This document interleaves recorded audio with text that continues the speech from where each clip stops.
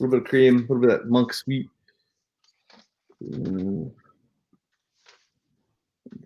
Changes. All right. Hi, guys. We should be live on Facebook. I am so excited for today's episode. So I got to share the stream around and stuff, as you know that I have to do. So please do this, you guys. Mash that like button. Please like and share. We're going to be live every day this week. This is Speakeasy with Jase.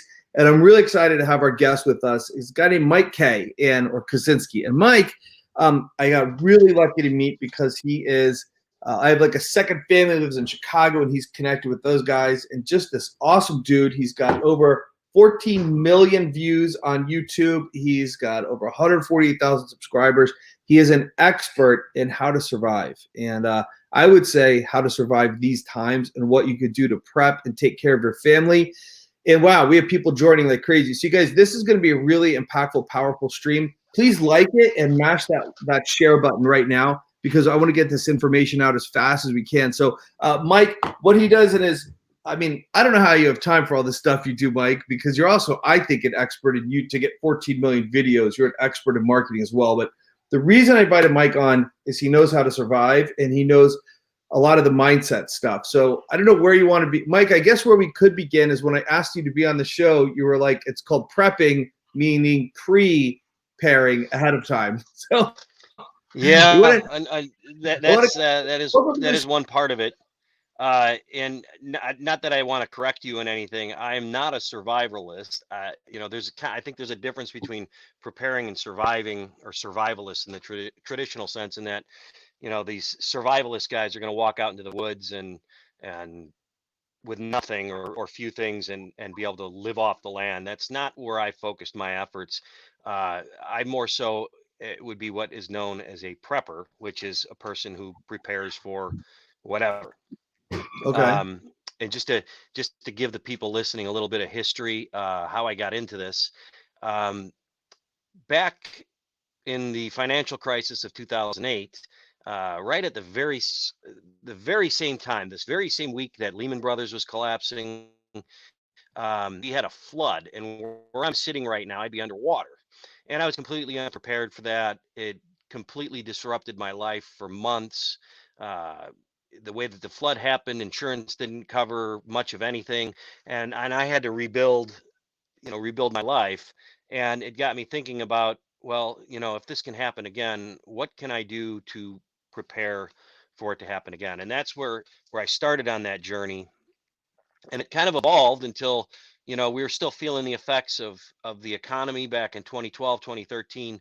And the position that I was in, we took huge pay cuts, and sought out a way to make money. And what I do for a living, I'm a sales engineer, for a security company, security manufacturer, and I was back then as well. And things were really bad, and I needed to make money, and I needed to find a way to do something that I like to do.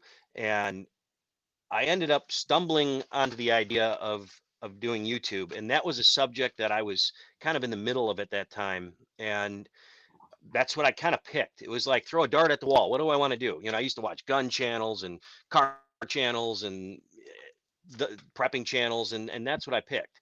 And part of my day job is taking really complex subjects and breaking them down into easy bites for people to understand and digest. And that is kind of the approach that I took with prepping. Okay. Um, Now, as you pointed out, and that's where I'm at, and I worked with the YouTube channel for solidly for 4 years or so, and then my job again picked up really big, and I haven't had much time to do that. But in the course of events, I was able to build up about almost 150,000 subscribers, and I didn't even know if it was up to almost 15 million views at this point.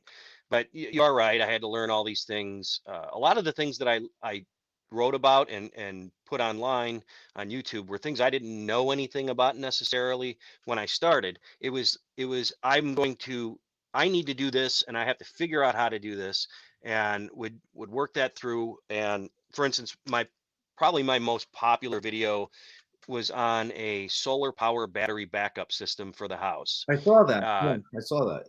and You could probably tell me how many views I have on it, but it was it was No. over 1 million views on that one video, the last time I checked. And it, I don't want to say I'm a sales engineer and I deal with complex things. I don't want to say I didn't know anything about solar power when I started, but I sure had to learn a whole lot about it. And I'm conveying all this because the way that I think people have to look at these situations is they have to be really resourceful. You have to understand um, what's going on around you, but then you have to take what life gives you and figure out the best way to deal with it. Make lemonade out of lemons. And when it comes to survival, even beyond prepping again, there's something called the rule of threes. All right. And everybody should know this because if they find themselves in a situation that's outside of their comfort level, they have to deal with it. And the rule of threes revolves around the human body and how to survive something or how long you can survive something. So the rule of threes goes a person cannot survive 3 minutes without air, 3 hours in adverse conditions without shelter. So, it's pouring rain, it's 40 degrees. If you're just exposed to that with nothing, you're going to have a hard time in 3 hours, 3 days without water, and 3 weeks without food. Okay. So you start with that as a premise, as a baseline. And Okay. you and I had this conversation a little while ago when you called me and said, "What do I do about what's going on?" And at that time, there was still a little bit of time left to be able to prepare for what's coming. And the part of preparing is also not knowing what you're going to face. But I told you at that time that, well, you're going to have to treat your house like it's a spaceship, right? Yes, and that was I, great for us, by the way. So yeah. hmm By the way, before we And go real quick, can I do some shout outs? And just so you guys know, I yeah, have another computer here, and what I'm doing over here is on this the platform we're using to distribute this live goes to multiple pages, and so I can't see all the pages and who's on here, so I have to look over here. So Harold Malloy joined. Good to see you. Teresa Kitchen's good. Lisa Mayfield said, Jace, I'm looking at other things too. What do you mean, Lisa? Say in the comments what you mean. Natalie Laylock joined. We have other people coming and going as well. So, yeah, Mike, when you said that, by the way, I was lucky enough. I texted Mike, and I'm so glad you answered. And Mike said, plan like you're on 3 months on a spaceship. And then it really hit me. Like, so first I went and I bought some food. And then I thought, wait, if I'm 3 months on a spaceship, I'm going to get really bored eating rice and beans. And then I went and bought like snack food because and yeah, chocolate syrup and stuff. I was like, I will want that stuff if I'm on a spaceship. So, and then yeah. I started, and I'm sure there's a billion stuff that Betsy and I didn't even think about. So what else? Tell us about this. So it's exactly that. I mean, if you were on a spaceship, you've got it takes time and effort to do this, but you have to plan like whatever you have when the music stops is what you got, and run with that then. And I apologize if there's a lot of noise going on upstairs because I've got 4 children and they're all home, and there's things I'm running into with this that I did not foresee, personality not conflicts, but issues and people being locked in a house for some time. So if it gets noisy, you can put me on pause and I'll go deal with that and come right back. But No, dude, I think it's understandable, and it shows you. I think a lot of people are dealing with that, and all these memes are coming out about like my favorite one so far has been how's homeschool going. 2 students have been suspended for fighting, and a teacher suspended for drinking. So yeah, drinking on the job. I've seen that one too. But yeah, so I can't give everybody a list of what to do. I'm going to give some guidelines of what I think you can do. I have not personally been out to the store in a while, so I don't know the conditions. I can only, report what I see on Facebook and hear from other people that are still out there trying to do things. But, if we go down the rule of threes, uh, air, I guess you might look at um, air as something that we're not going to run out of air, but you can kind of fit this virus into that one. And the news media for a month has been telling us masks don't work. There are no masks to be found. But the thing that you have to consider is that it's all probability as to whether you get this virus. And what I mean by that is if you're a healthcare professional and you don't have a mask on, and you're going to intubate somebody, and you put your head right over them and they cough on you, you've got trillions of virus particles that you just breathed in. And you can take that to the other extreme, where you might be walking down the street and somebody sneezed 10 minutes ago, and you've got a particle floating around, and you might just have, a shirt over your face, and that stops that particle. So there's this whole broad spectrum in between. And for folks, I would advise that if they have to be out in public, to find some way to cover their face. And even, I've been wearing glasses for 2 weeks now. I just put my contacts in just for this, Mhm. because I can't see without either one. But I've been wearing glasses just because it offers you the minutest chance that if somebody sneezed or a particle was flying through the air, that might stop it. Mhm. And so I don't. I mean, there's been a few places where I was able to find masks when they were gone, and we'll get into that in a second. But some protection is better than none, right? And actually, if I could jump in here, because some people are mocking some masks because they don't work, but a friend of mine who works for he works for the government planning responses. What they have found Mm-hmm. in some of the studies about masks is while this mask might not be perfect, the mask actually does two other things. One, it stops you from touching your mouth. So that's Right. very effective. And then the second thing, it's a social communication that causes distancing. So the fact you're wearing a mask makes other people go, "Ooh, what's up?" and causes subconsciously people to get more distance. So masks, even if it is just a strip of cloth, is very effective, they're finding out. Yeah, and then there's another point that makes them very effective, and that is if you are infected. Uh, I've been studying this for 2 months now, and I probably might gloss over things. So just jump in and stop me if I'm talking way up here and I should bring it down a notch. But if you are infected, you may not know it. You may not know it for 3, 4, 5, 6, 10 days, and you could be walking around spreading this disease to other people. And if you're wearing a mask in public, and you're reducing other people's chances of getting the virus. Yeah. So one more thing that's a little easier for me to talk about if you go down the rule of threes to water, and I think I talked to you about this too as well. A couple of weeks ago, the water was starting to get scarce. That your bottled water, um, and I didn't quite understand the run on water myself, nor really the run on TP. But um, I walk into the store and there's no water on the shelf. And I walk right over to the camping section, and let me go grab one of these things. Give me a second. Yeah. You can still hear me, I'm Hey, hoping. well, Mike's over there. We'll do some shout outs. Laura, who else do we have? Laura Killebrew joined. Good to see you. Linda Smith, Guy. Lisa said, job wise, good for now. Review mortgage loan. Cinnamon Tribe joined. I'm going to mute you for a second while he's sticking around. Cinnamon Prime joined. Who else do we have? We've got on another screen. Natalie is there. You guys, if we have any questions, Jolene Lehman, good to see you. If we have any questions or comments, you guys, please ask these. Mike, before you show us what you're going to do, you said something that stood out in my head. You said you've been tracking this for about 2 months now. That's back Yeah. to so why 2 months? How did you get turned on to this back in January to actually pay attention to this? Well, back in January, so, all right, when you're in this community, even if I'm not active in the community, you've got people out there that are like a radar for everything. Yeah.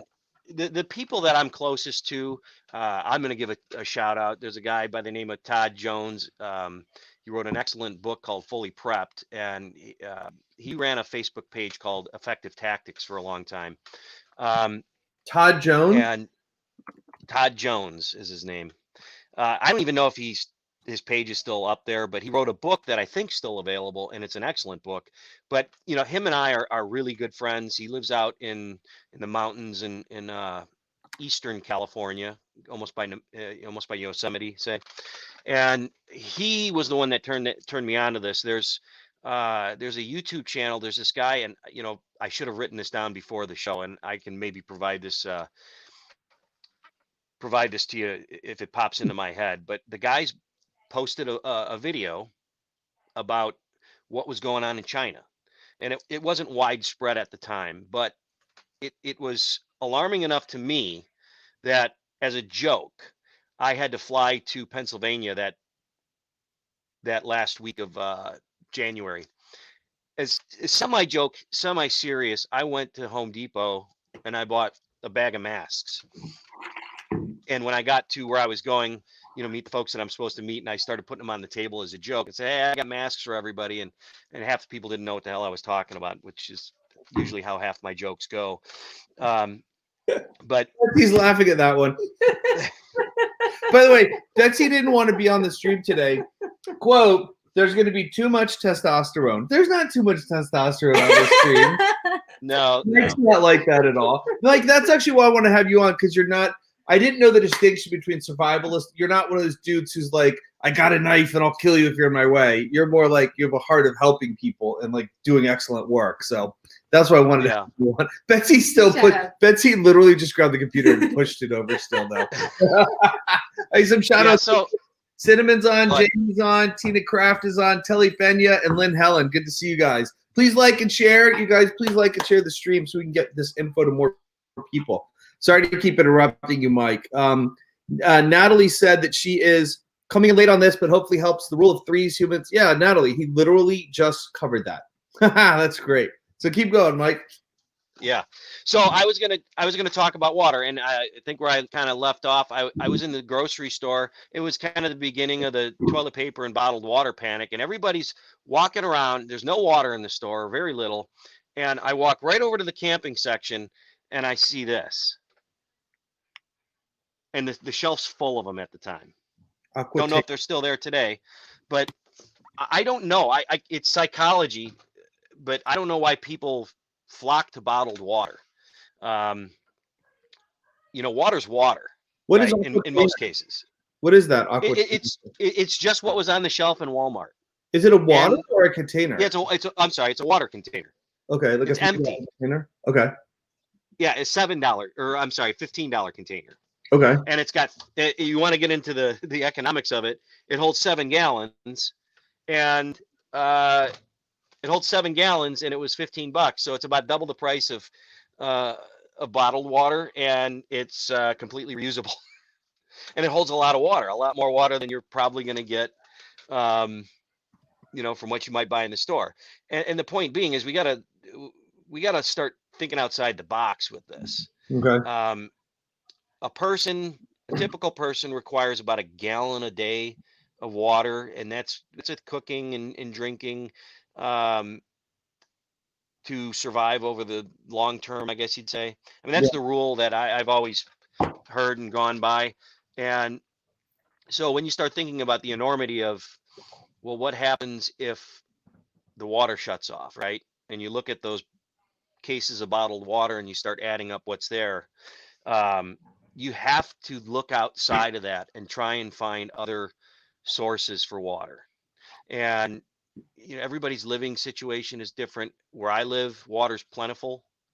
Maybe not all of it's drinkable, but if you live in a single family home and you got gutters on your house and a container, a bucket, that might be a way to get water when it's not available. I suggested to you to buy a Sawyer 1, I believe, which is a water filter. It kind of acts like a human kidney in a sense, and that it's got this fibrous stuff inside, and it'll filter out. It's one of the best water filters on the market. I don't know if they're still available. I checked a week ago and I didn't find any. Really? But will you look that up in the chat if there is, please? Yeah. So the point being, though, is that there's still plenty of other water sources around a lot of people. They have to look for them. They have to understand where they can get them. Even if you don't, I'm not telling somebody that has a faucet working today to go outside and start collecting rainwater. but you have to know that it's an option. Yeah. I have a pool. And it's got 14,000 gallons of water in it. I can store a couple hundred gallons of water. Your water heater has 40, 60 gallons of water in it. Even if even if the power's off, it's got a little spigot on the bottom that you can open up and let the water flow through. There's lots and lots of different ways that most people can find water. And I'm sorry if somebody in the desert asks me. It's something I haven't personally prepared for, but uh, and I think where you're at, you've probably got a decent amount of water. We have a river You know, right, you, or a river right over here too. So yeah. So people looking all at. right, we'll play a little exercise and say what happens if the water shut off today, and that was your only source of water. Now you got to think about what can you do to utilize that water. Um, you can go online and search for like a bucket water filter or ways to filter water, and there's hundreds of different ways to filter that water. You can boil the water if you have bleach, a couple drops of bleach, and I that's one thing I've got to actually write down because I need to know what that ratio is. That will kill bacteria in the water. So you have to think about many, many, many levels of redundancy, and as many of them as you can, and write them down or keep a mental inventory of them. But when you, the majority of people that I saw, that's all they knew. I'm going to go and buy bottled water. And if these things happen and stuff becomes scarce, we're going to have to think differently than that. So, that is the way. Not only water, though, you have to take that to every aspect of your life. And I can keep going down the list, or however you want to do it. I can talk a little bit about. Oop, are we off? Are we still on? No, I'm I good. I'm lost you here. there. Something happened to my thing, but I'm here. Okay. Yeah. So the next thing that I was seeing in the beginning of this too was um, food. As a prepper, I've got a family of 6 I have to take care of. Um, I had about 2 months of stored food, long-term storage food that I had ready for anything. And go back to January again. Actually, we're probably into the beginning of February now. I start thinking about the eventualities and the possibilities of what might happen. And I was thinking quarantine then, and I thought, well, how much might I need? And so I started venturing out to the stores. By that time, when you have a slow moving um, event, I don't know what to call this, uh, things start disappearing off the shelves pretty fast, or online even, and survival food or some of these food sites were long gone, long wiped out. So there was no option for me to order more, but I could um, I could buy more of what I had and prepare for it myself. So uh, when you're looking at long-term food, people think about canned goods and filling their freezers and things like that. And non-perishables are great, but w- people don't realize how much food they actually consume, right? Mm-hmm. Um, I think most of us probably could consume a lot less, but in reality, you're going to need anywhere from 1,800 to 2,000 calories as a man to survive over the long term per day, and especially if you're doing physical labor and work, because we don't know what we're going to be doing, and that adds up very fast, right? Mm-hmm. um just, and I should have had this math ready, and I'm not going to be able to do it in my head. um but for the family of 6, I want to say I needed around 1 million calories, or just under 1 million calories, to survive, and that's a lot of stuff. For how long? um To survive for how long? I'm sorry, if I picked a target of 3 months. Okay. So that was, that's what I had initially thought of when this event started, was 3 months. And I believe I had about 750,000 at that time.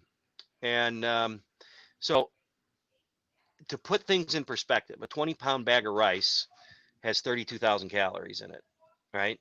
So that would that would sustain a person for like 16 days, like one person. And that we're not talking nutrition. I'm going to leave that off the table, right? Mhm. Are you looking at your 20-pound bag of rice going, I'm thinking like, holy crap, we bought 220 bag, and it looks like it's going to last you forever. And then if you're saying one person 16 days, that means two people 8 days. So that means our 40 pounds of rice. Well, wow, it doesn't last as long as one thought.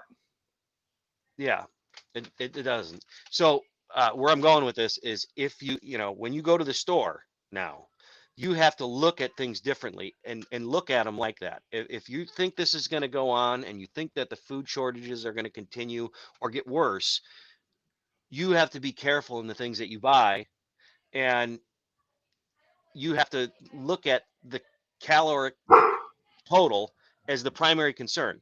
So you give me an instant, if you're going to run out to the store and you find a 20-pound bag of rice, nobody wants to eat rice by itself, but you could.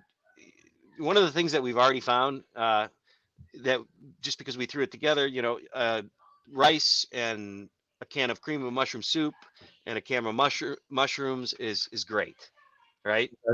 I thought it was really Hang on a tasty, and second. that's Like, hold on. Napa keeps. Can you put him in the bedroom, please? He keeps hearing the kids in the background, and he thinks it's someone outside the. oh yeah. He Yeah, keeps give me barking. a second. I'm Give gonna me a put him. second and give some more No, shout no, outs and Mike, I'll your try and kids are stop fine. that. I No, didn't no, no, realize you they're could hear them. fine. Only my dog has a problem with it. Napa, you're fine. You're totally fine. By the way, while we Yes. have you here, Natalie asked, the thing that trips her up is rotating stores so they don't expire. Do you have any tips for simplifying? Well, the only thing that we've done is written the dates. Go and look at the actual date in the real tiny print and write it real big on there, and always take the oldest first. Um, I think the bigger problem in this, just stepping back some to your question, Natalie, would be the fact that a lot of the stuff we don't normally eat, right? Who buys a 20-pound bag of rice and uses the entire bag on a regular basis? And I guarantee the answer is probably nobody. But the nice thing about rice is that if you store it properly, it'll last a long, long time. And if you Mhm. change the way you look at things, rice is this this whole country could benefit from eating some more rice instead of other things. And um, you if you take a different mindset and you just rotate that into what you do, once a week you have rice. By the time you get rid of even a large stock of rice, it's still going to be good. um, Beans are another thing. The old adage, rice and beans, there's a reason for it. Beans are like pinto beans, last a long time. um, Even flour, if properly stored, uh, can last a year. So I didn't buy any more flour than we'd probably use in a year. And hopefully it's gone. If this just passes over, hopefully it gets all used. But it's the things that store the best are not the things that are in the American diet Yeah, nowadays. evidently not. Now, one thing you said to me when I was shopping was just buy calories. So we started looking for what's the most calorie dense foods. And then Natalie and everyone else who's watching, on what day did we have our Monday show? We had a friend of ours who's Mormon. So she already knows about storing up food for a year. Do you know about Mormons, Mike? Are you familiar with their culture? Yeah, I know that they like to store food. Yeah. I don't know much about their culture, but I know that most of the Mormons, I think they I don't want to say require, but somehow a year's worth of food is suggested Yeah. Evidently not as to. many do it as we thought. But yeah, so she's been doing that for years. And so Natalie, what she said is, one, buy things you normally use. Now what we're talking about storing, like someone who has no stores, and we're going from nothing to, 6. And I think what her husband told me is they plan 6 months a year, 3 years. So they have some of the food that's in buckets that's sealed, that Mike, you could probably talk to, I know nothing about, but then a lot of the other stuff is stuff they use. So what they do is they have a storage room, Natalie, and then as they're going to use stuff, they bring it inside and put it in the pantry in the kitchen. So they keep rotating things that way so that what they're about to use in the kitchen. But anyway, I'd encourage you guys to go back and watch Monday's video. It was long form. We did two-hour videos. Start about an hour into the first video, we actually start covering content. One of the things, Mike, you probably know this, but for the other people, if you're going to store rice or pasta, you want to hard freeze it. And what that means is put it in your freezer for 3 to 4 days, because there's an enzyme and an oil that can be on that rice or pasta that will cause it to break down. But if you hard freeze it, it will kill that enzyme, and then your stuff will store long term a lot better. Shout out to Joanne. So shout out to Joanne from Auntie Jojo Helps for giving us that tip. Mike, some other shout outs real quick while we got a break. Tina Kraft joined, Jamie Honey, Telly Pena, Lynn Holland, Trey Richards, Janelle Capsey, David Dewar, Valerie Barry, good to see you. Ray Carabata, wow, that's an old friend from elementary school. Christy Orlando and Matt Castell, Matt's local. Good to see all you guys. By the way, this is super important. If any of you guys, it was designed to be a local Boise thing, but tonight at 7 Mountain Time, Matt, you're invited to this. Everyone's invited. I'm having home happy hour. Get beer delivered from your favorite local brewery, and we're going to go on live and do a home happy hour together. So if anybody wants to join me for a drink tonight, we're going to have some live music, and we're going to have some fun and conversation.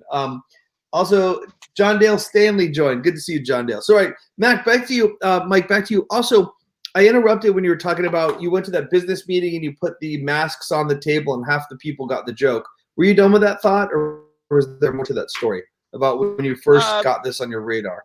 No, I just kind of I ended up with more masks than I had before because of that, and I was half serious in buying them. I wrote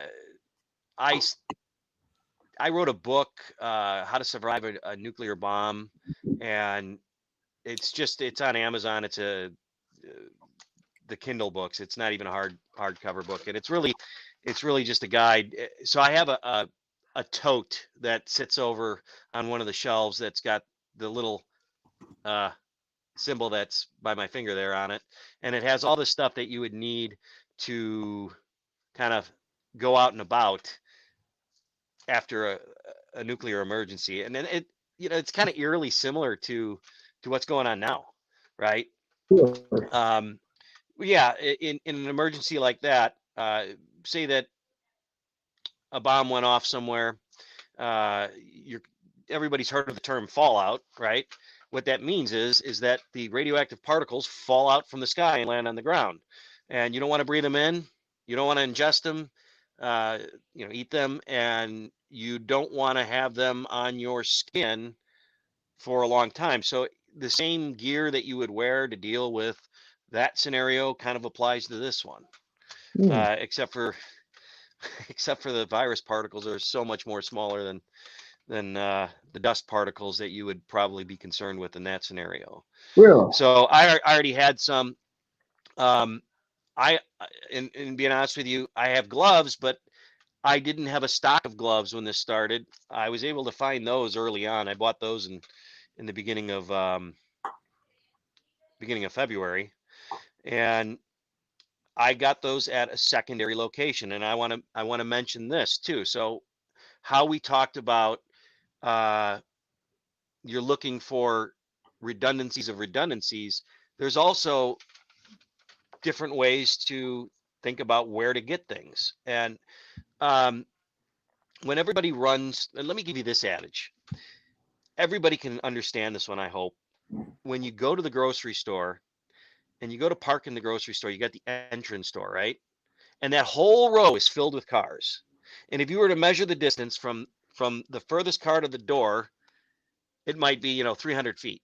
But if you go 3 rows down, you can park in the first few spots, and your distance to the door might only be 150 feet. It's that herd mentality again, where everybody thinks that first row in the grocery store parking lot is the closest to the door. And the same, just like when I went into the store and everybody's looking for bottled water, and you find these containers that can store water that serves the same purpose.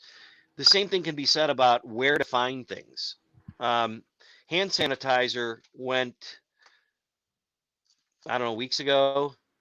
Hmm. But you could go as early as, a week and a half ago to your home improvement store and buy gallons of denatured alcohol. So nobody, everybody went to that one thing that was top of mind and tried to grab it there and then gave up.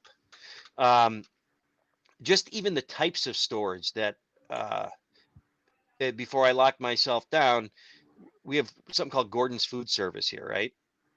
I don't know if you have that out west, Mm-mm. but it's a Oh, I restaurant don't supply.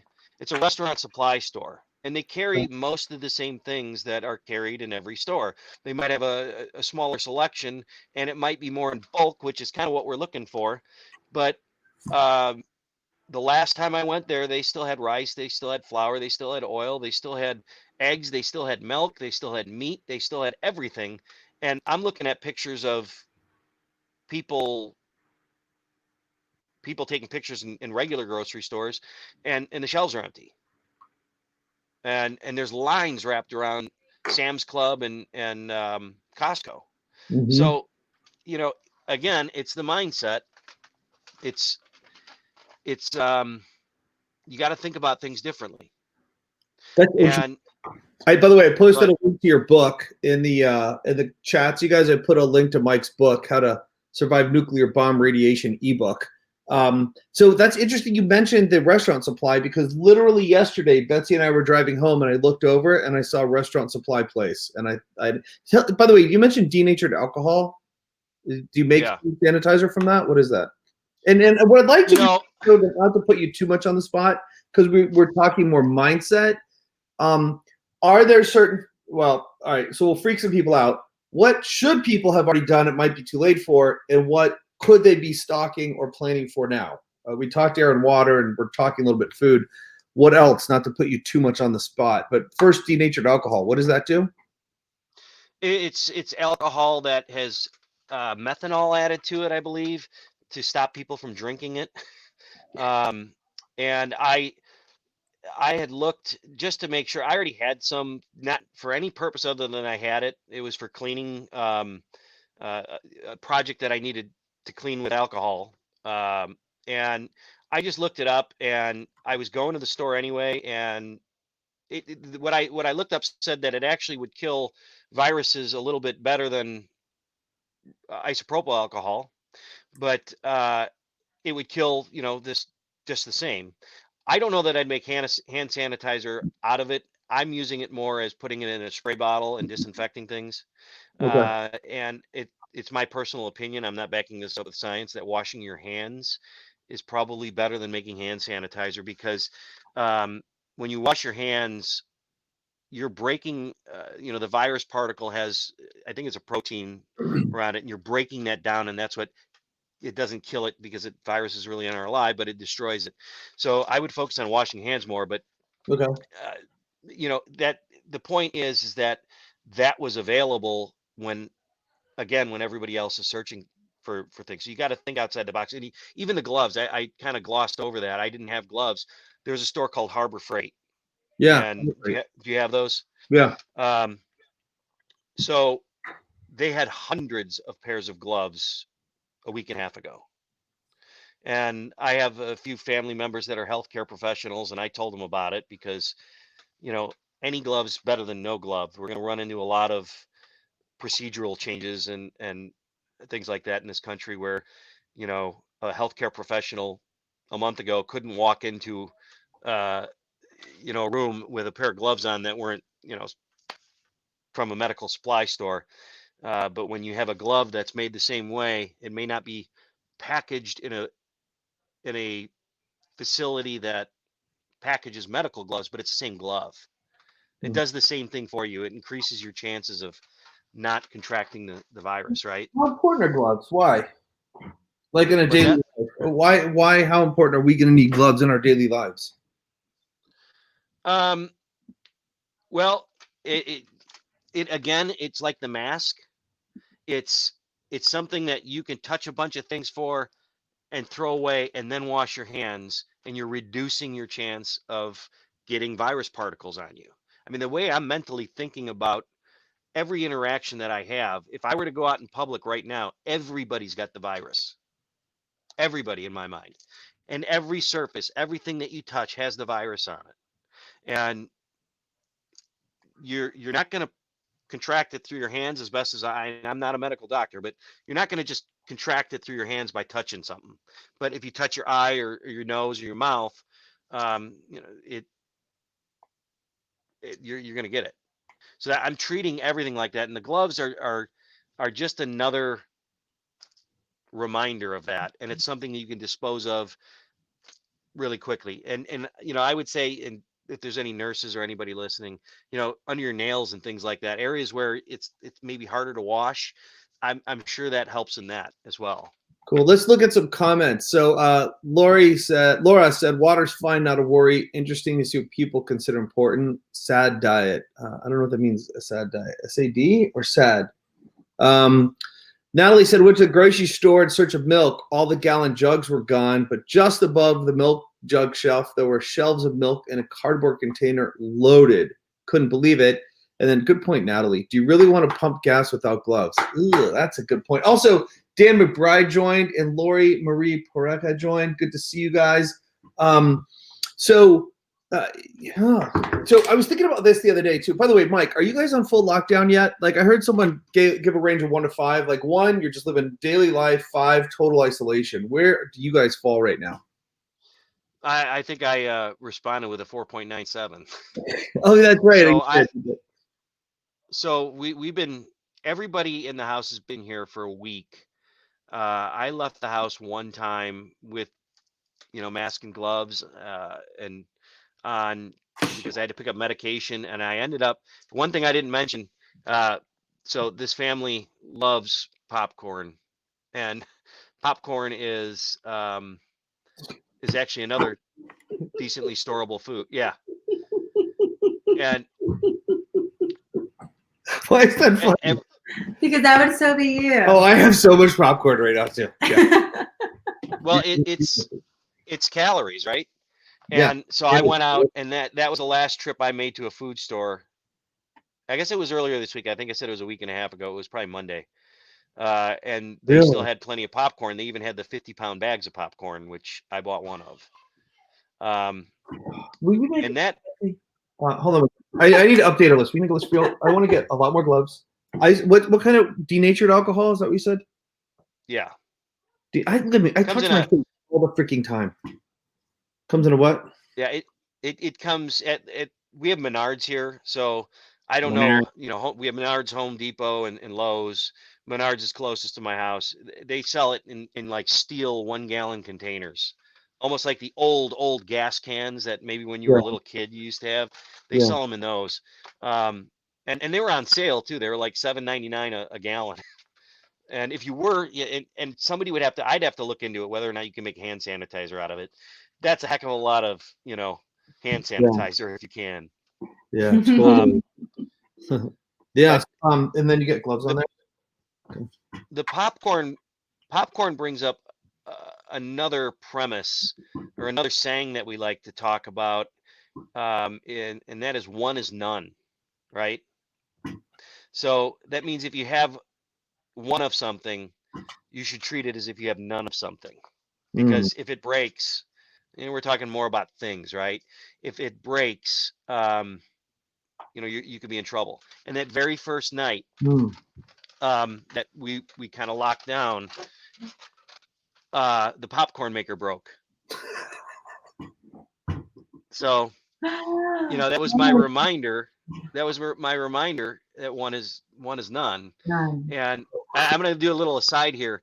I think it's safe to order stuff from Amazon, but when the package arrives, you have to treat it like it's loaded with virus. Right? Yes. Like I was thinking, you need to airlock all your packages for 4 days or 5 days, or wipe it down so that the virus has time to die before you bring it into your quasi-sterile environment, right?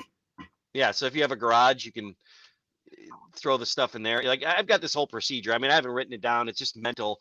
It's open the door, grab the package, don't touch anything until it gets in there, put it down, and then go wash your hands. Right?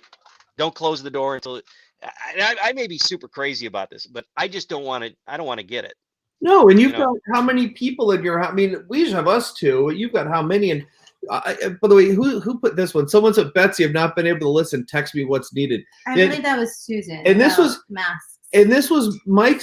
One of Mike's big hesitations to get on here. He's like, Jase, what they need is all gone already. And so we don't want to scare you guys, but the reason I wanted to have Mike on, hey guys, please like and share this stream. There's people who at least need to get their mindset around and do what they can. There's at least some stuff to be done still. And it's being smart about it, really. Yeah, and you guys, if you're going grocery store shopping, think about this, because I went 2 days ago, right?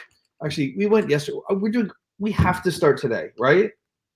On camera. Are we starting today? On camera, we're starting today. Like after we get the denatured alcohol. No. so I was thinking about this. My checker is, I'll stand up for this, right? So I'm watching her swipe my stuff. So she's touching with no glove, even if she had a glove. So what? Everything I bought, she's putting across the scanner, right? So she finishes mine, goes to the next person. So anything that had been on my hands that got on my food when I put it off the shelf, she now touched, and now she's touching the next person's food. So she just transferred it. And if anywhere in that day someone had the corona and it was, on their hands when they grab food, then she touches the food. She literally just passed it on to every single person in that line. And now they take it home, they touch it, and now it goes to everything that they touch after that.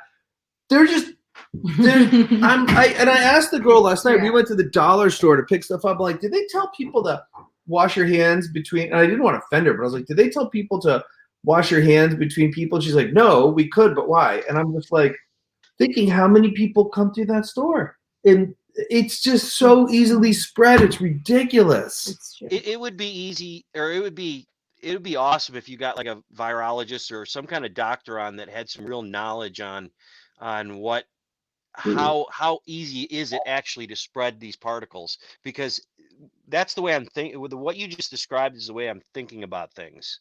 And I might be being overcautious. I might not being cautious enough. But I'll give you an example of something I read out of China a while back already. So one of the things that we're not doing in this country, at least to the level that we need to be doing it, is contact tracing. So you present with symptoms, or you're tested positive for COVID, and they tell you to go home and be quarantined or go to the hospital, whatever that need is right at that moment.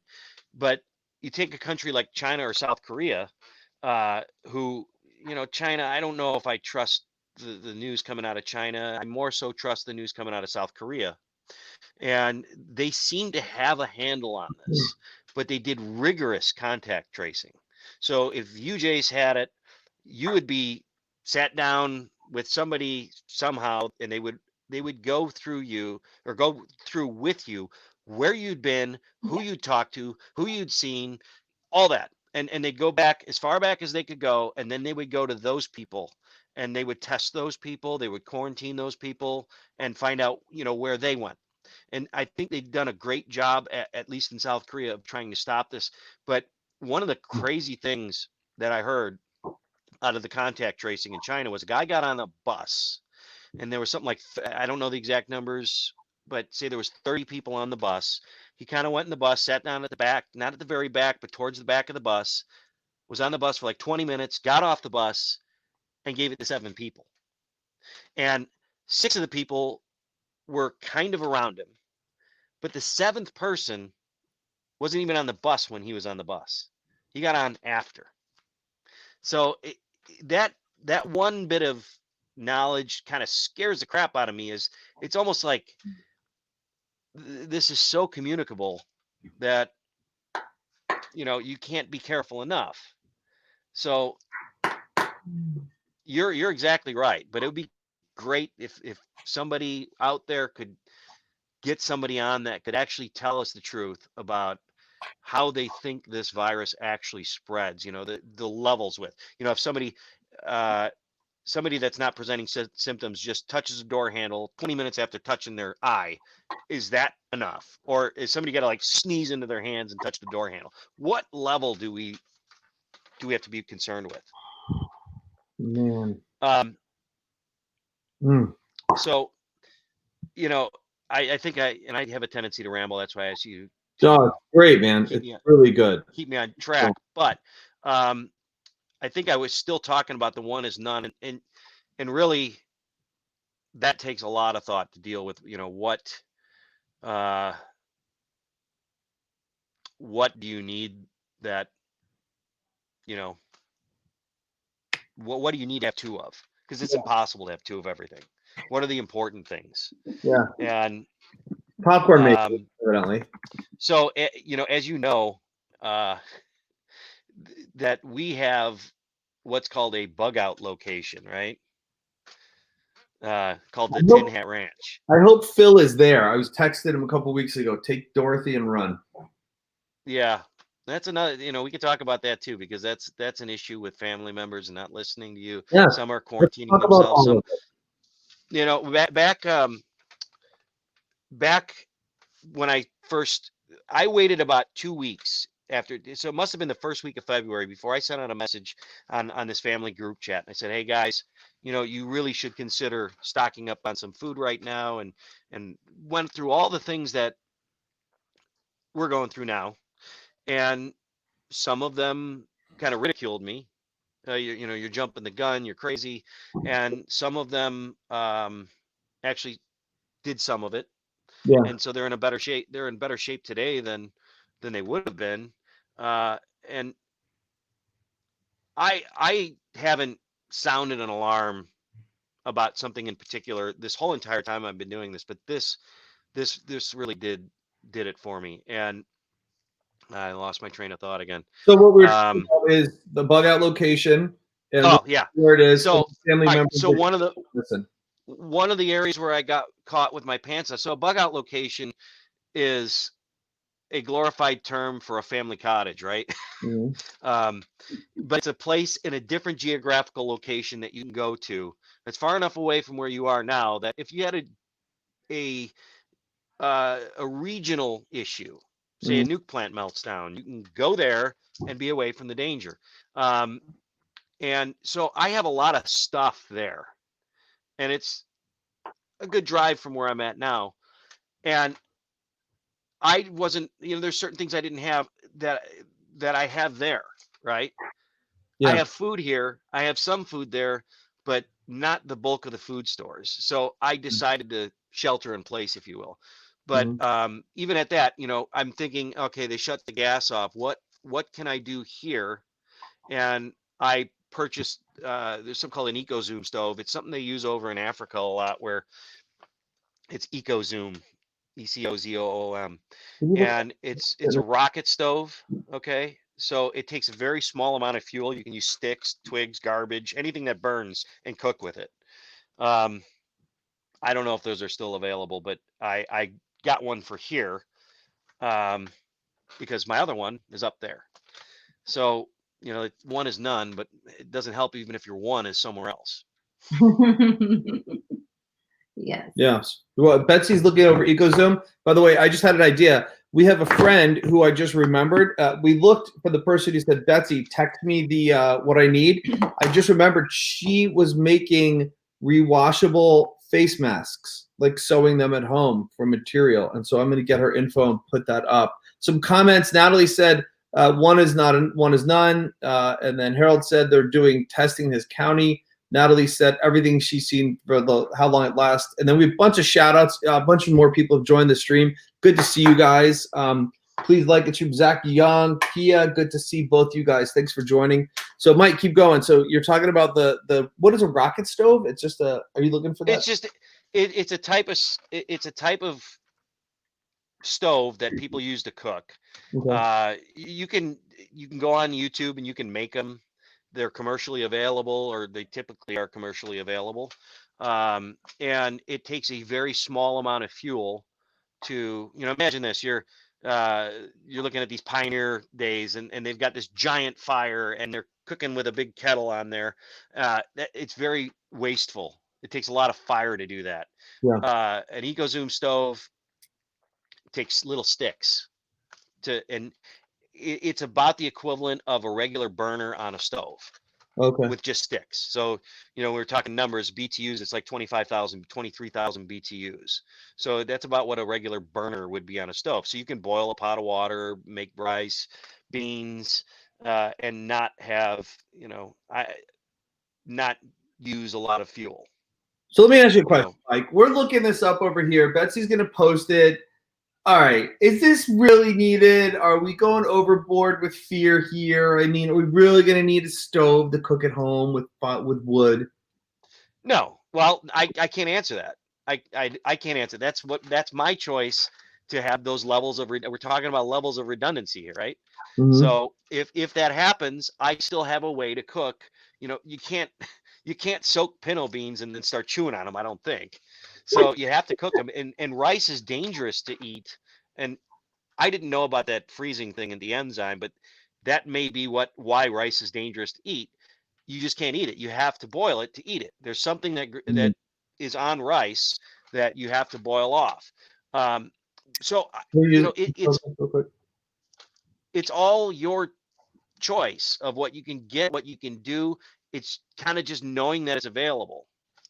I expected your answer when I asked that to be like, absolutely, you need this stove. Is this kind of what it looks like? Well, yeah, that's it. Okay. That's it. Is it available or is it not available? EcoZoom dirt camping stove. So you can buy one used. Yeah, we could buy one used right now. EcoZoom. So the person texted back about the masks, and she says, I have very many requests right now. I'm not sure I can fulfill what you need, when you need them, and for whom. Wow. It's interesting. I'm so glad when I talked to you, what was a week ago, I texted you that we at least got a couple of days head start, because when we went, yeah, it was Friday, most every week ago. On the shelf. Yeah. What's interesting is like we did a video that day and said, hey guys, start shopping. We just think, it could get crazy, do some shopping. And then even that night when we went to Walmart, they were like, we got literally the last bag of beans off the shelf, just crazy. Is there one that you prefer, Mike, on this, on these EcoZoom stoves? There is some. I think I have the Versa. A Versa. I think that's the name of it. The Versa's out of stock. Versa rocket stove. Yeah, there's all different kinds of brands out there. That is one that it seemed to be solidly constructed. The other one that I've had for years, and that's I'm not giving it an endorsement other than it was a pretty sturdy, piece of kit, as they say across the pond. But again, that's just an example. There could be a million different examples of what one is none means. Have a redundancy or another way to do things beyond the thing that comes to mind first.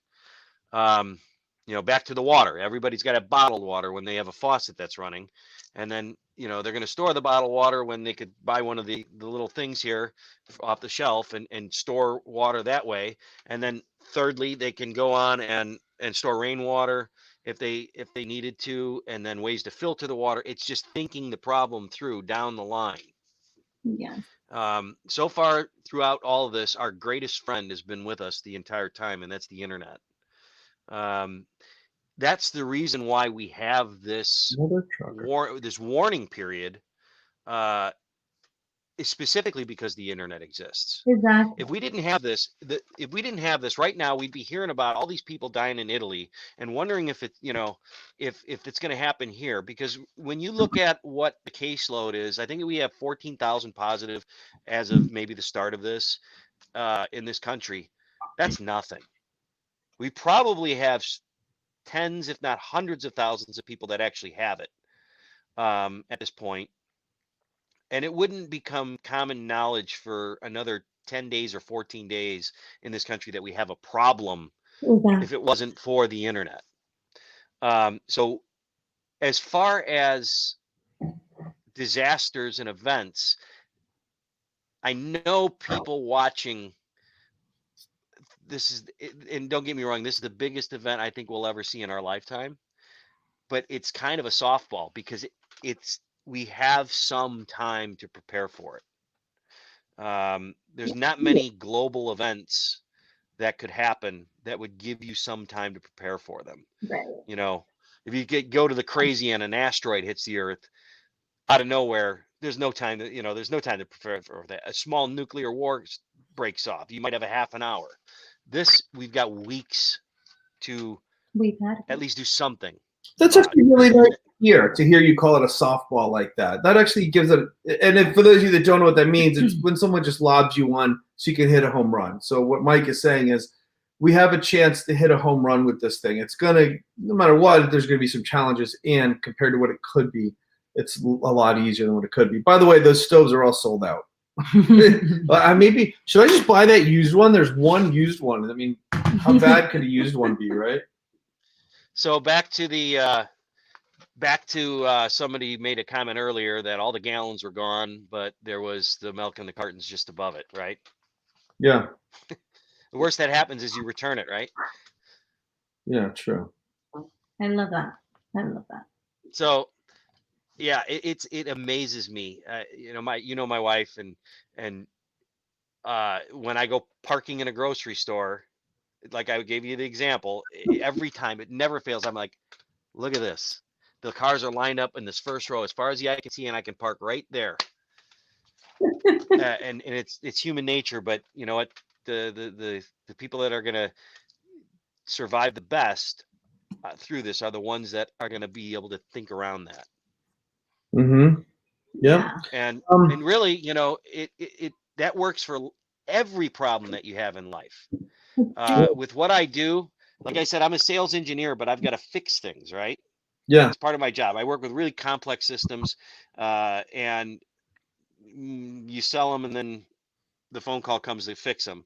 And you have to kind of lock yourself in a room sometimes and pretend, you know who Gene Kranz is?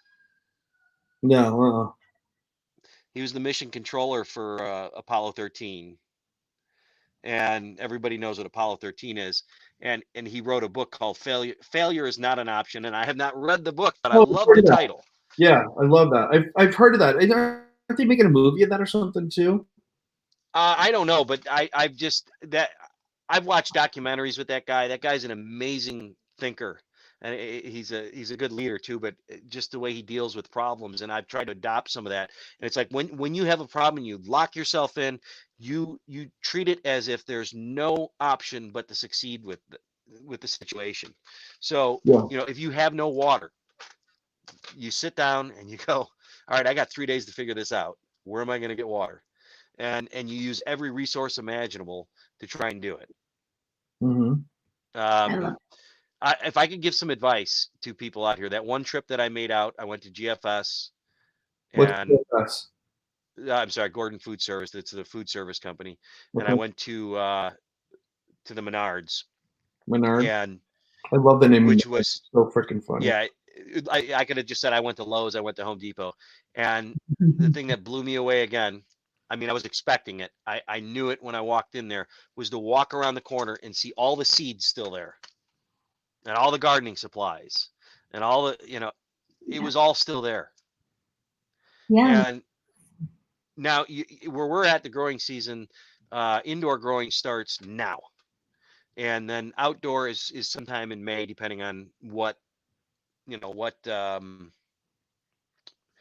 the last frost is. But you got to start thinking about that now, and that's something that you're not going to see the fruits of literally until July, June, July, August, September. And people, I knew it was going to happen when I walked around the corner and saw everything there. And I also know that something's going to snap in people's heads as they go through this process. Mm-hmm. And that's not going to be available in a short time. So, you talked about things that we could do. Every little bit of food would help. It would put it would ease the supply chain issues. It's something that you can semi-control yourself.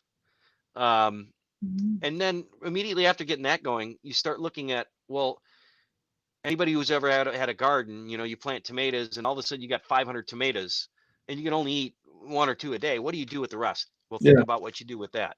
And that's a good Mormon topic, but I'm not much of a canner. It's something that is absolutely on my list, and those supplies were still in at Menards as well, my local home improvement store. So that's something that I'm going to pick up. Right? Actually, my phone that I'm on right now is sitting on a dehydrator that I bought 2 months ago or a month and a half ago, just as something to do and a way to store some fruits and vegetables that might or might not be available. I love that. I love that. We've been talking about going. By the way, the rocket stove has been purchased. Got it. Thanks for the suggestion. Now And then I'm surprised somebody. that exact one we mentioned is not available, but there's a bunch of other rocket stoves like the Lixada camping stove. Somebody and, commented that we can make our own. Yeah. Make your own. This Lixada one, they have. Yeah, again. I mean, while we have the internet, YouTube, and just Google are your two best friends in that. You can find out ways to do things, and maybe you go looking for one way to do something, and you get introduced into a whole different topic that you were unaware of that might be useful to you. I go down rabbit holes with videos, right? I'm sure everybody here does. You start watching one thing, and before you know it, it's 2 a.m. and you're watching something that's so unrelated to what you started with. But the same thing can happen if you're focus it down to preparing for something. Cool. Hey, and there's so many aspects. Some shout outs real quick. Susan Crow is watching. Bill Borgstrom is watching. Look at that. Really? Greg Bryan, good to see you. We got some influential leaders on this call now. Greg Bryan, it's good to see you. My buddy Troy Olds is on, and health, there's lots of reading. Someone came back positive where he lives in Telluride. He said his comment is a lot of reading. Yeah, his comments like multi-paragraphs, too much to put up right now. But Susan is making, and I'm going to tag her in the comments, you guys. Susan Crow is making masks, and I just texted her. She says they don't block as much virus as the N95, but they do block at least 50%. She's making them custom. So we were just texting, and I think you guys, what she's going to do, $20 a mask, they're reusable, and she's going to give the extra money from sales to a charity or something is what I believe she's going to do. So I'm going to post her up in all the comments right now as well. She has a limited amount, and then she said that her friend and her are getting together to make more this weekend. So if you guys want to reach out to her, then please do, and no promises on, let me share. Availability. But like Mike said, even just a shirt, that's it's probability. I'm not saying, I want people to understand this fully. It's not that this is going to stop every virus particle, but it may stop the one that was floating around. It's increasing your chances of survival. Everything in life is chances, right? You walk out the door in the morning and there's a chance that you're going to get run over by a bus, right? But if you don't go to an area that has buses, then your chances are much, much lower. You're just going to have an errant bus from the movie Speed run you over. But mindset again. Yeah. Now, you reminded me of something, and if Phil Borgstrom is listening, he's going to love this next thing. So I don't have any scientific reason for saying this other than it makes sense. But, this is a disease that attacks your lungs, right? So I'm thinking exercise might be a good thing to do while you're at home with nothing else to do. I'm a nervous pacer, so I have walked in the past 2 weeks without leaving my house about 80 miles. Really? So far. Yeah, really? I've got the this tells me 80 miles. Where do you walk? And where do I walk? Yeah. around my kitchen, through my dining room, through the living room, and back around the kitchen. There's a divot in the floor now. That's But I've also got a station, a bike trainer, and I've been riding the bike. You posted that video yesterday, right? Of that girl. yes. Who It couldn't? was that, yeah. Yeah. And that even just solidified it more, to try and be in the best shape that you can possibly be in. And everybody's got all this time now, if they're at home. That's one thing I think that I haven't heard anybody else say, but I'm just doing, um, because and as you said, Phil would, or as I said, Phil would, second, third, and fourth that. But I think just trying to be in the best shape that you can. So if you do come down with the virus, you're starting from here instead of here, right? It's going to Mhm. drag you down, and the higher you can be, to begin with, is the better. So we were talking Um, about what to do also when family doesn't listen to you. I don't know if that was where you're about to go, but we were mentioning Phil. yeah, So Phil has, I don't know, I just know that there's people. My mom, I called her to come out, and she dragged her feet, and then I think it's too late to fly now. It's dangerous. So she's by herself in Orlando, and it freaking drives me nuts. I hate it because if something happens to her, I'm not gonna fly there. I mean, I could, but I don't know, man. It's just so yeah, I don't. There's things that are coming out that I would never prepared for, and a lot of it is psychological things, just how people react to it. Like, I expect at some point, we're going to see some hungry people that might cause problems. I don't, well, I want to say I expect that to happen, but it's something I've thought of when you think about these types of things in preparing. Um, those are the things that you just see right out in front of you. What you don't see is how your family members might react to it. There's still family members that, you and I both know, Jase, that don't believe this is a real deal yet. They're still in their everyday lives, and they just don't think that anything's changed. we have some And friends like that. yeah, and it's dangerous in a number of aspects. One is that they're out having contacts with people, you know, like normal. Uh, Two, they're not prepared for when they go to the store and there's nothing there. And, they just don't have a plan, and it's going to slap them the hardest as far as I've digested this over 2 months. I can't imagine how some people who just realized last week when they went to the store that, oh, there's something going on. It's, Um, it's true. I can't imagine how that's going on. And with my kids and family, every one of them has had a different reaction to this. And it's something that you're going to have to deal with something, but everybody's reaction is different. And I don't, if you didn't know me and if you knew me and I said the sky's falling, your first reaction might be, no, it's not. But the thing that I think the thing that's persuaded me, or persuaded people to listen to me the most, was be able to present the facts of what's going on. I remember, watching that guy that kind of broke the news to me, one of his videos in South Korea in the very beginning of February, where the lines into the grocery stores were a mile long. And we're seeing exactly the same pictures Wow. here at Costco and Sam's Club and places like that today, a month later, a little over a month later. And I was showing these. I'm like, look, this is why it's coming here. This is what's going to happen.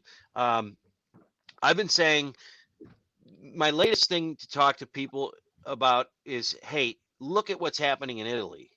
We are 10-ish days behind Italy. And what I mean by That's that what is, you said to me that woke me up, and then our friend who yeah, works in the government. You both said that, and I was like, and then we started putting it out, and people were like, you think, yeah. By the way, if we could just commiserate on this, and then some hellos. Rebecca, Eden, hey Eden, what's up? I'm glad Taylor, our friend Taylor, just had elective surgery Monday, and I'm so glad they still did it for her. Or it might have been emergency surgery, but thank God they still did surgery at Vegas. So we had someone who texted me today, and he's like, "Hey, you want to go to the hot springs?" And I was like, "What?" Yeah. Yeah. It's, this is, you see the kids at the spring break, and it's, on one hand, I understand it. On the other hand, I don't know. This is going to be psychologically the biggest blow to people they've ever had in their entire life. And I don't want to be the one to break the news to you, but if you think what's going on is bad now, we're 10 days behind Italy. So So you lay it on can us, Mike. Get us at least prepped. Lay it on us, man. What's coming in 10 days? Well, 10 days. In Lombardy, and it's real sad. I was just there last year in August, and it's sad that when you hear about some place that you're familiar with, and they're going through such a hard time. And what's happened over there is, not only is this disease deadly, and it's deadly to older folks at a higher proportion than younger folks. I mean, I can give you all the numbers if you want, in rough terms. So overall, it's got, a 2.5% mortality rate. But when you get to 80 and above, the latest numbers that I've seen, and this is I can give you this link later. It's a study out of Great Britain, and it's the study that made them go from saying we're going to let it burn through our society to, oh, we're going to close everything down. And I just posted that too. I saw that one. Yeah. Keep going though. Yeah. So if you just look at this study and you take a quick look into it, 1 in every 4 people that get this over the age of really 70 are going to require hospitalization.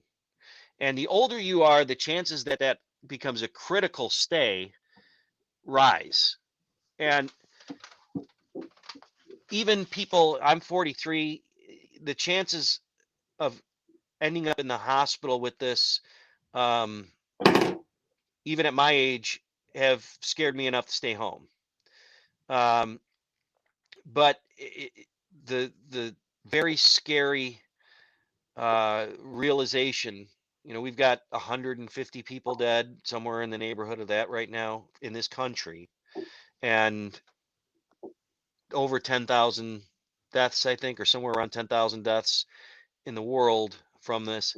The scary thing is that report says that in the United States, that this is going to peak at the end of June, and it depends on what we do about it.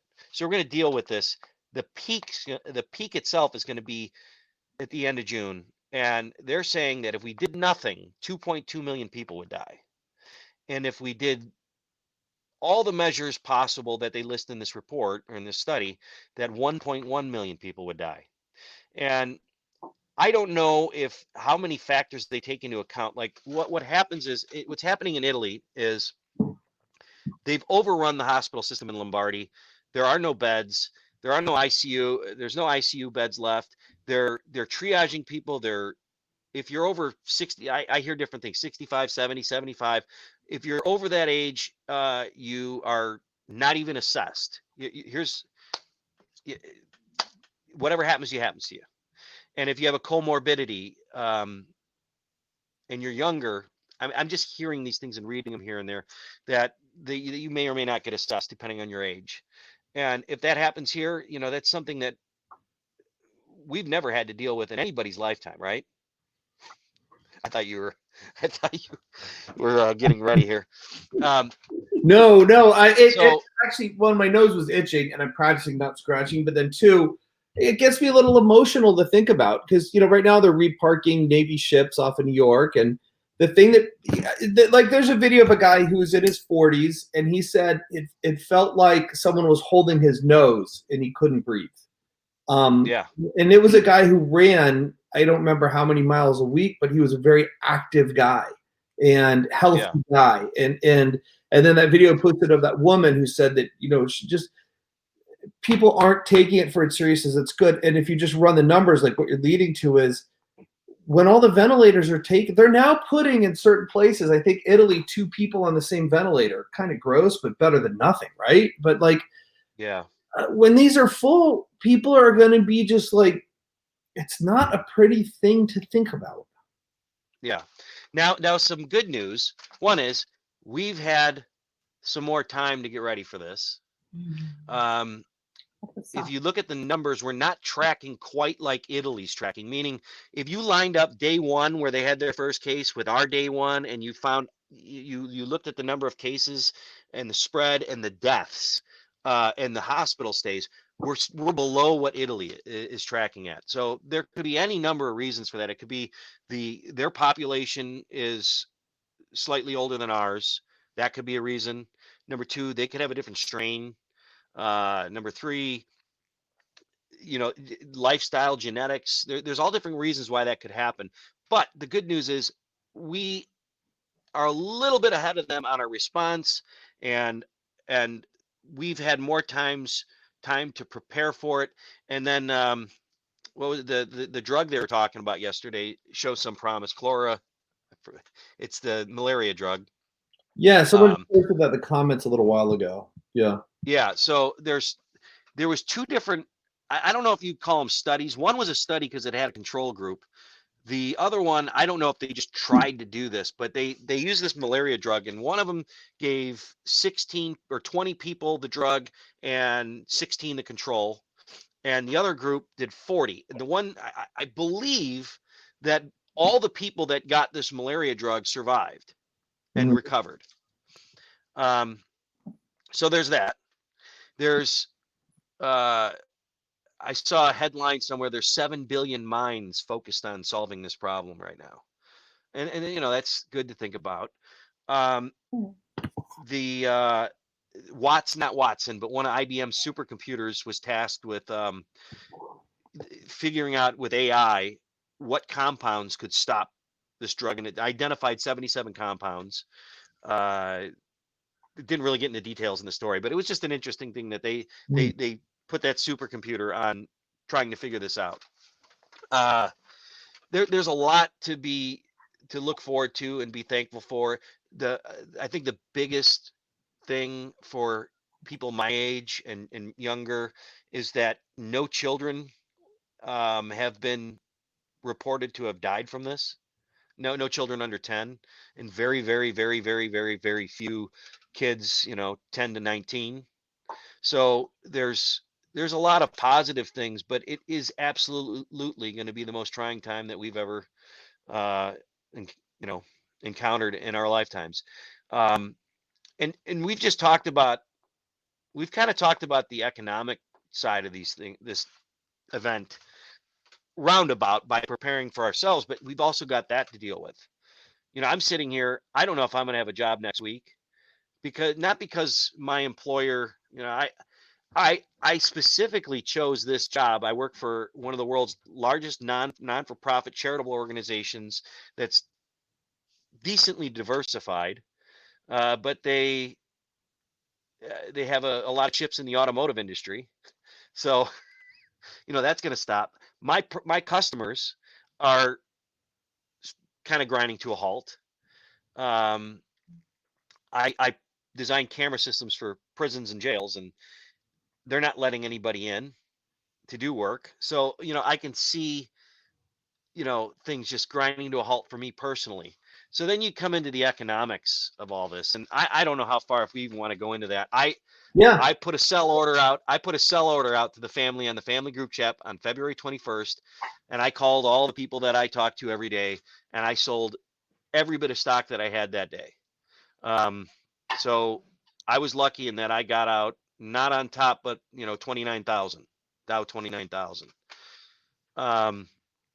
Because I couldn't see, China had already shut down and the market had dropped, and then they rallied it back, and I had my finger on the button, ready to hit the sell order, and I was a little bit late by a couple days, but I couldn't see how any of this was going to work out well for the market. And 3 or 4 family members that actually listened to me and did the same thing, and some didn't. And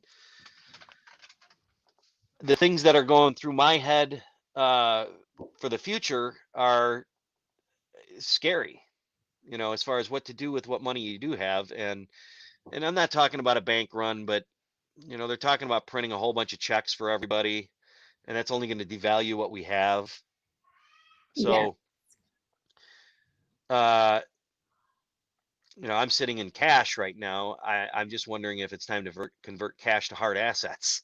And I'm not really talking gold. I'm talking about, my house, or uh, paying off things that I might not be able to pay off later. So, or keeping it and hoping that I can use it to, if I do lose my job, to keep going. It's a really foggy out there.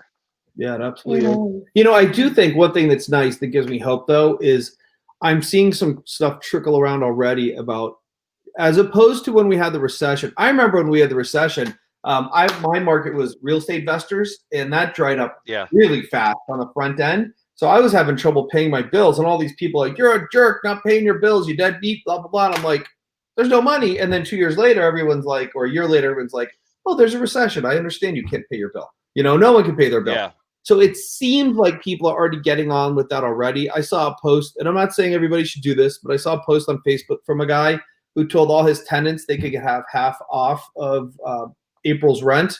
I've seen a post where a commercial landlord was granting a lot of the restaurants that he had like a 3-month rent, and saying, look, pay your staffs. The government's talking about sending out these checks, which might lead to inflation. Who knows? But it seems like it's in the common thought process that there's got to be a financial fallout, guys. There's no two ways about it. And it's the money's going to disappear. It's just, like you pulled your money out of the market. It's not like that money's gone. It's just in a different form now. And maybe it's not circulating as fast, but it's still out there. So on the other side of this is going to be a lot of good opportunities. And in the meantime, what's it look like? And I hope people like the place I rent right now, I got this place and it's bigger than I need because people are coming to visit and I hold events and I wanted to host people here. Well, I don't have a need for that. And when I move out, I think he's going to have a real hard time renting it for what I'm paying. So I've offered them a lower amount in order to, keep a place that I like and to keep rent coming to their pocket. And I think people are going to learn to work together a lot faster now than they did 10 years ago. Yeah, I think where I was kind of going to that, I'm about as close to a libertarian as you can maybe be without being one. I mean, I believe in traffic lights and stop signs, and but and I'm a capitalist, but the way in true capitalism and constitutional government, they wouldn't be able to do any of the things they're doing right now, and this disease would just run through and it would be over with lots and lots and lots and lots of people dead. But they're messing with one side of the equation, and I hope they're thinking about the other side, which is airlines are an easy. Okay, there's nobody. You can't fly from here to there. You can't fly from here to there. The airlines effectively can sit there and burn off their cash until they're done, right? Well, they're going to bail them out. Well, then that, how about the people that sell them the fuel, and Boeing? Boeing's already crying for $60 billion. So it just keeps going. They're going to have to figure out a way to pause everything. The thing that worries me about this is if it kicks people over to thinking, oh, socialism is the way.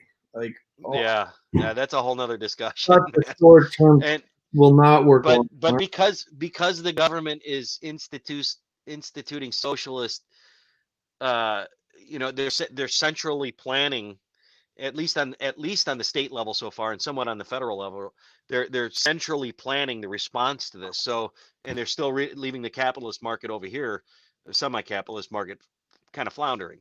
Yes. So, my point in saying that, back to, I'm not a financial expert whatsoever. So, my point back to that is the things I'm thinking about. I said I was thinking about gardening, and then what to do with the money that you do have left. Right. And what to do if you lose your job, and what to do. So those are the things that are on my mind, and these are things that could be tomorrow. The garden is, I've got to actually plant indoors this weekend, but that's months out, right? And you're always trying to be ahead of things. And I know that we're talking about a lot of people that didn't prepare and what to do for them. And you know, to recap, my advice would be, when you do go shopping, buy the things that are going to sustain you, buy calories essentially. And if you can fit stuff around it, niceties, and you mentioned junk food.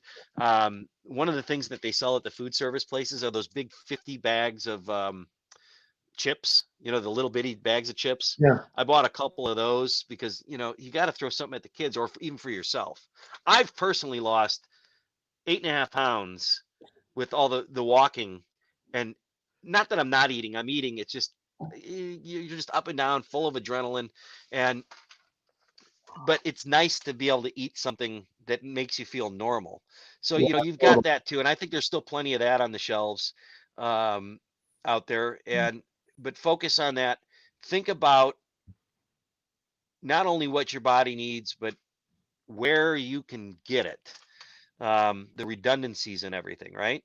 So Mike, this has been awesome. I got to end it, unfortunately. This has been so good. I was trying to recap. That's where I was going with it. Talking about moving forward, though, I have on here some of my coaches in a company I hired that I'm working. Oh, Lucas, wave for everybody at home. Lucas is waving. I'm working with a company called Thought Leader Agency, and they're helping me move my coaching. You know how God like gives you inclinings and pushes? About 80% of my business had come from this one stage I'd been on for like 7 years, and you know, just too much, and that was unstable. And I was like, I need to branch out. And then I felt like God was just going, Jase, get online. And I, 6 months ago, November, whatever that was, 4 months ago, made the decision to put a lot of money into getting online. And so just for everybody watching, the reason I'm sharing that is not to brag on myself. The reason I'm saying that is there's still a lot of business. It's just instead of me coaching people in person, I'm now segueing to coach them online, which is something I wanted to do anyway. You know, I had it as a goal not to travel so much. I didn't mean for it to look like this, but I did have it as a goal. So I got to jump off because I've got to get coached so I can get my product and offerings online as soon as I can. And for those of you guys watching, we're actually putting together, not Mike, I'm doing a quick ad. I'm putting together some programs with some experts on how to get you and your programs and your offerings online as soon as possible. Mike, I've been telling you for years, man, it's time for you to come out with the coaching program. I wish you already had it out. I don't know if you're open to create. I may have plenty of time to do that in the very near future, right? Maybe not. I don't know. I mean, it's not that I don't want to do things like that. I travel like you do for my job, or did. Yeah. And you know, you're gone 30, 35 weeks a year. So, yeah. But thanks for having me on. You're welcome. Hey, some shout outs. Oh my gosh. Why don't we let Betsy do all these shout outs, and then Mike, I love you, man. Thank you for being on. You have been great. This has been so good. Yes, I had Nettie. Thank you. Thanks for having me. Artiana, Jenny, Norma, Tere. Oh, I had several. Okay. Benny, Regina, Yvonne, Rigo, Christy Mask, and Carla. Christy Mask, good to see you. Hey, all of you guys, it's been great. Thank you, Mike. If people have do you have a Facebook page or anything? Yeah, it's Tin Hat Ranch. So I guess that would be, you know, I've forgotten so much of this, because I haven't done this in a number of years. But I think it's just facebook.com/Tin Hat Ranch would be how to just get to the page. We'll find it. We'll put it. You can also find him on his YouTube channel, which we already linked to, Tin Hat Ranch. And there's tinhatranch.com, which has links to Facebook page and YouTube channel as well. Dude, you've been awesome, man. Just go to tinhatranch.com. You guys find Mike. And Mike, thank you so much for coming on. This has really been awesome. Thanks so much. Thanks for having me. See you, man. Have a good one. Bye. Bye. You too.